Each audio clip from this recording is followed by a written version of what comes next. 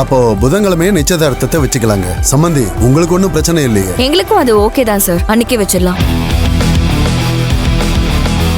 நீதான் ஆரம்பத்துல செல்வி அன்னைக்கிட்ட நம்ம காதலை பத்தி பேசி சரி பண்றேன்னு சொன்ன. இப்ப என்னன்னா வேலைக்கு ஆகாதுன்னு சொல்ற. அப்போ என்னதான் உன்னோட பிளான்? வீட்டுக்கு தெரியாம நம்ம 2 பேரும் ஓடி போயிடலாம். புது வசந்தம் நாளை பகல் 1:30 மணிக்கு உங்கள் சன் டிவியில்.